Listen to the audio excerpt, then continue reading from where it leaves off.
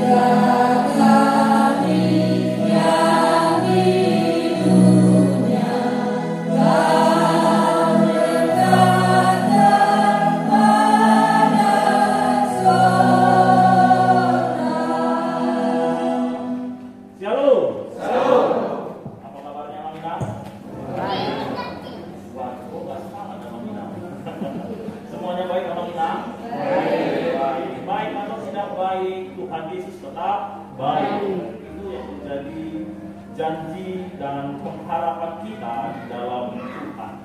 Sebelum saya menyampaikan kebenaran firman Tuhan, perkenalkan nama Minang. Saya Pendeta Johannes Samuel Adamian Sibarani. Saya sekarang melayani sebagai guru jemaat, guru pelayanan di GKPA Bandar Lampung. Jadi jauhnya nama Minang saya datang ke sini untuk menyampaikan firman Tuhan. Saya sudah berkeluarga dalam Minang. Istri saya tadi yang menyampaikan doa syafaat, Bu Siregar. Kami baru menikah di bulan April yang lalu dan bersyukur hari ini bisa melayani Amak Minang semuanya di tempat ini. Dan sekitar informasi Amak Minang, bapak saya yang ada di depan juga, senior saya, Pendeta Haji Sibarani. Ya. Senang berkenalan, senang bertemu dengan Amak Minang di tempat ini. Tetapi nampaknya masih tegang sekali Amak Minang. Tenang, saya pendeta GKPA, tapi karena tidak terlepas masker, jadi saya nggak kelihatan. Senyum dulu kita Amak Minang. Ya, boleh saya lepas masker Amak Minang atau saya pakai saja? Baik, Amak Minang yang terkasih, karena hari ini tema kita yaitu kebahagiaan mendengar firman Allah. Kebahagiaan mendengar firman Allah. Jika ditanya kepada kita pada saat ini, apakah Amak Minang sedang berbahagia? Dijawab saja di dalam hati kita. Apakah kita sedang berbahagia? Mungkin ada yang diantara kita menjawab, "Saya bahagia, Mak. Saya bahagia. Usaha saya sedang lancar-lancarnya. Segala usaha yang sedang saya lakukan berjalan dengan baik. Anak-anak saya bertumbuh, berkembang dengan luar biasa. Saya bahagia." Tapi mungkin ada yang mengatakan, "Saya tidak bahagia. Saya sedang tidak bahagia. Saya sedang menderita." Artinya kalau ditanya kenapa kita bisa berbahagia, kenapa kita bisa bersuka cita, ya terkadang memang karena ada situasi di sekeliling kita, hal-hal di sekeliling kita yang menyangkut kepada pribadi kita, itu membuat diri kita bisa tersenyum, membuat diri kita bisa lega, bisa nyaman, bisa tenang. itu membawa kita bahagia. Semua orang menginginkan kebahagiaan. Gak ada yang gak mau bahagia. Tetapi bicara mengenai kebahagiaan, terkadang orang mengukur atau menilainya dari segi materi yang hanya nampak mata kita. Kalau kita lihat dia bergelimang dengan harta, bergelimang dengan uang, punya banyak rumah, punya banyak mobil, seperti mungkin selebriti, artis di luar sana, atau orang-orang yang memiliki pangkat tinggi, atau hari-harinya yang kalau kita lihat di televisi atau di YouTube, semuanya dipenuhi dengan mungkin tertawa, kebahagiaan, bagi-membagi. Apakah memang benar mereka berbahagia? Atau hanya sekedar ditampilkan di media? Apakah benar mereka berbahagia? Atau hanya sekedar untuk dilihat saja? Betulkah kalau kita tidak memiliki rumah? Betulkah kalau kita tidak punya mobil? Betulkah kalau kita tidak punya deposito di bank berlimpah, ber-MM, ber-TT, bersegala macam sesuatunya? Apakah kita tidak bisa bahagia?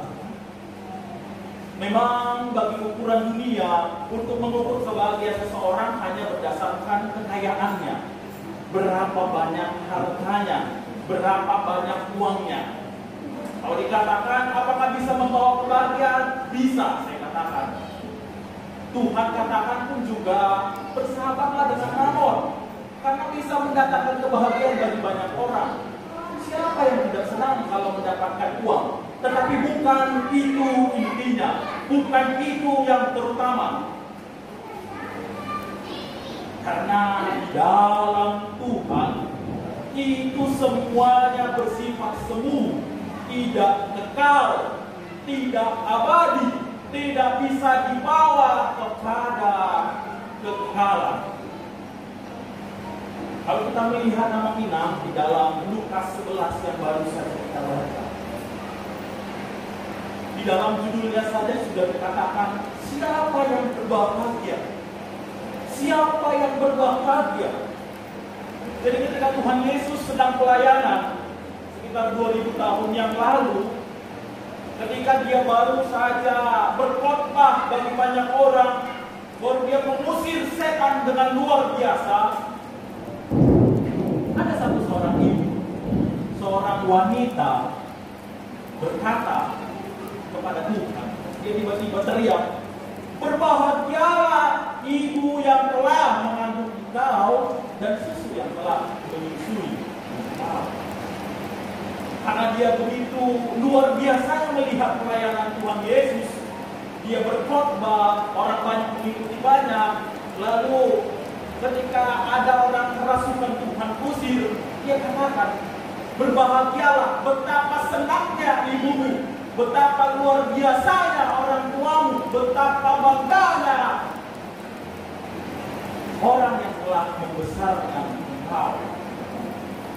Itu ungkapan daripada seorang wanita, seorang perempuan. Tentu kita sebagai orang bapak pun, orang tua pasti bangganya kalau anaknya berhasil. Tidak ada yang nggak bangga kalau anaknya berhasil.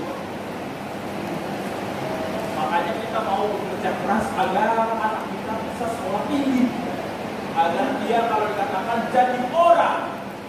Nah, kalau kita jadi orang itu kalau sudah dia punya rumah, sudah punya mobil, sudah punya jabatan, sudah bisa mandiri lah semuanya.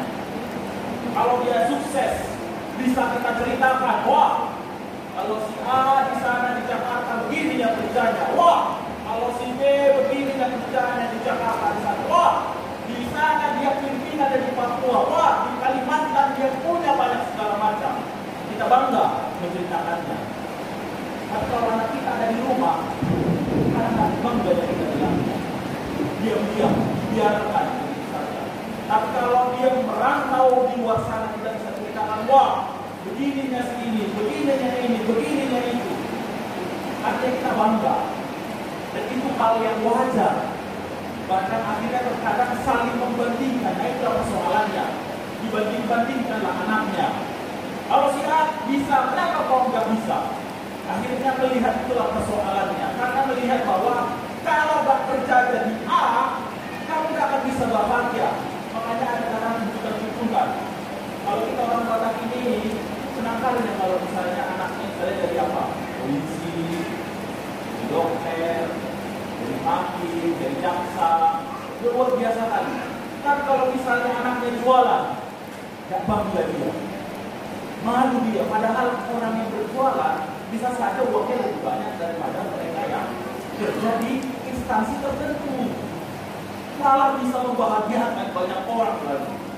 Artinya terkadang memang kalau kita punya anak gak ada jabatannya atau dia gak kerja di satu tempat, kadang-kadang persoalannya, ya wahai anak kau kan, cemana lah nanti dia ke depannya, apa yang dikerjakannya nanti, dia cuma ini yang kerjanya, gak bisa dia ngapa-ngapain, dia cuma bisa jualan aja, dia gak berbuat apa-apa, dia gak ada kantornya, gak ada ininya, macam ada segala macam ini.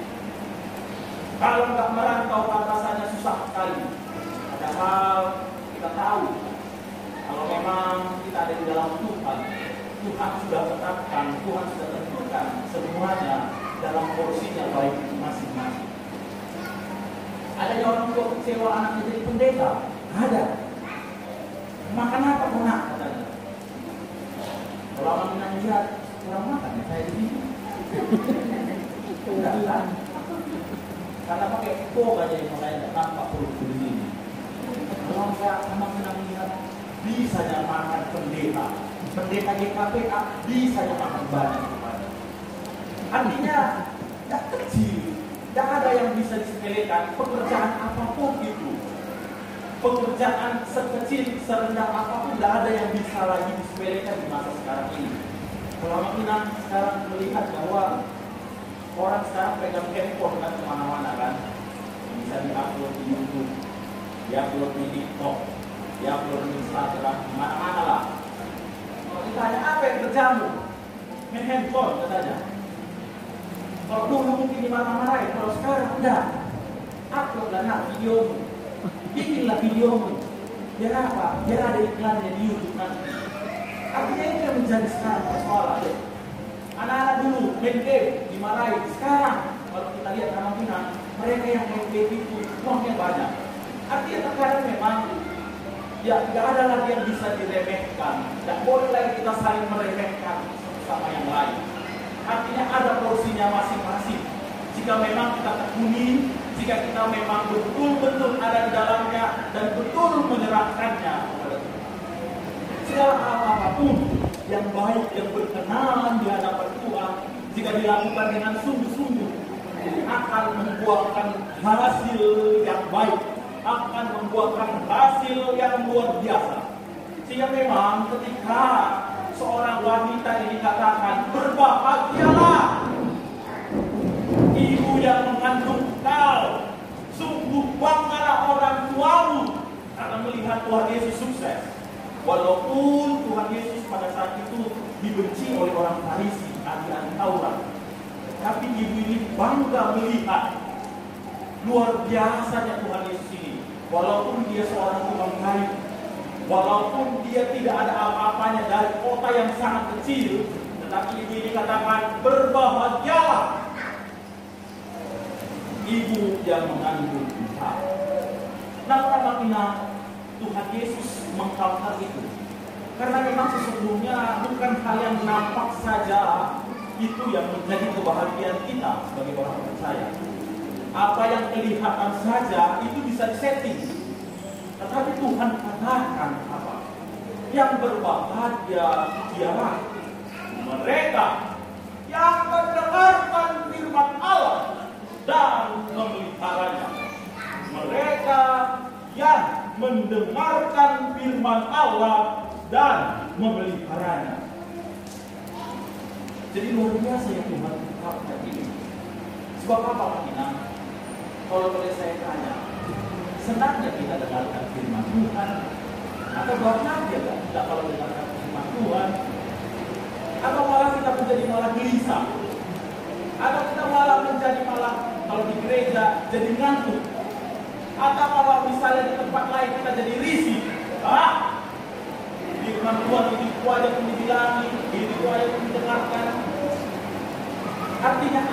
tidak beres di dalamnya.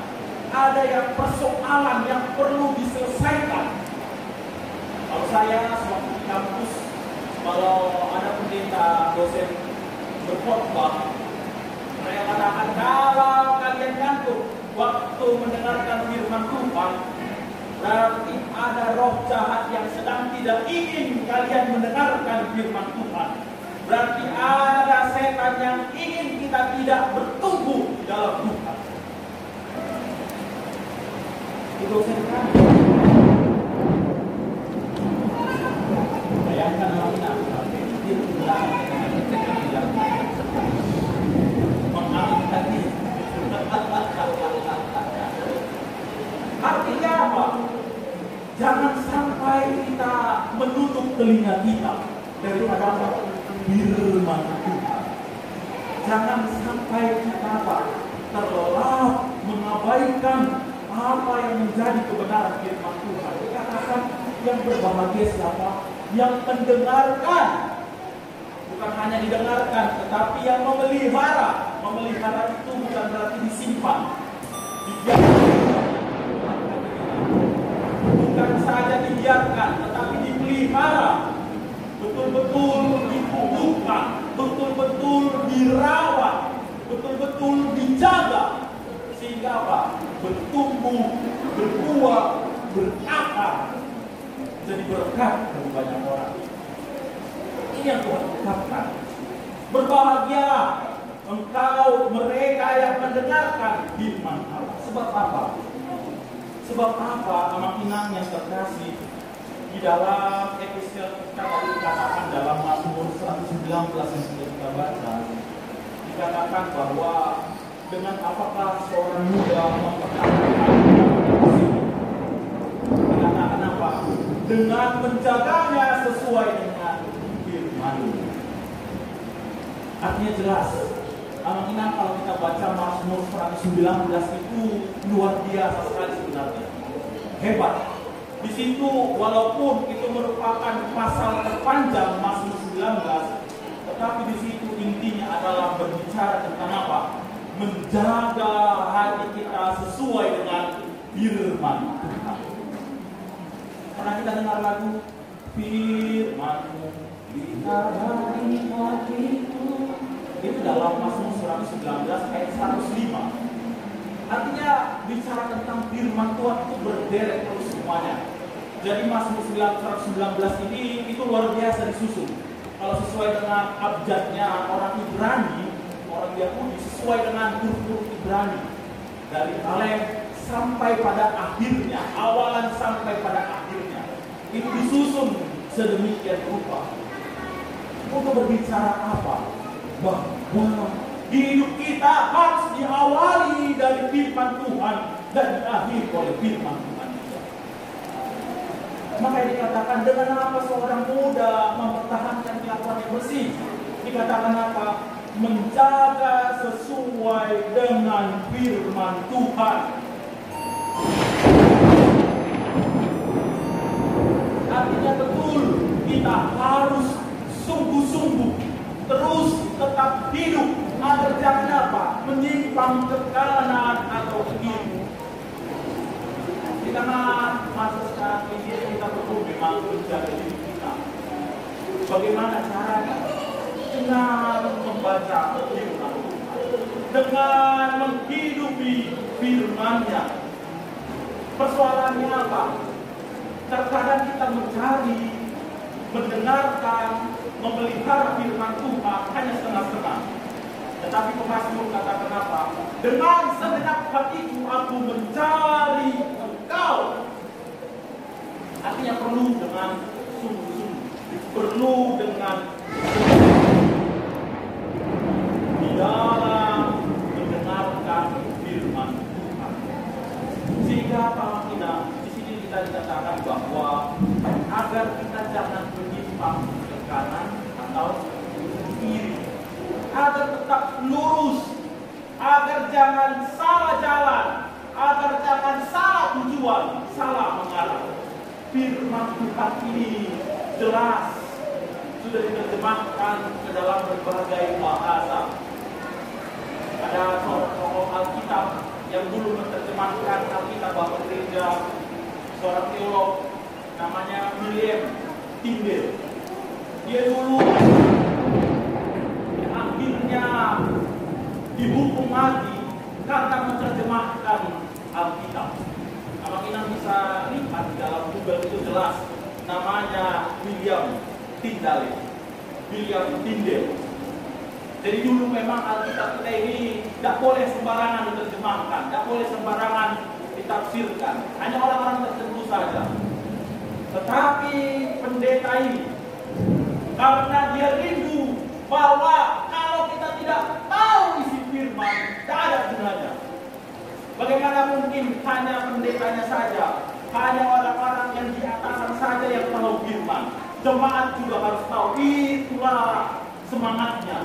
Walaupun dia harus dihukum mati, walaupun dia dianggap bidat, walaupun dia dianggap penyimpang, tetapi karena kerinduannya agar jemaat tahu bahwa firman Tuhan, Alkitab ini, firman Tuhan ini yang memudahkan hidupnya, yang mengubahkan hidupnya, itu juga menolong orang banyak.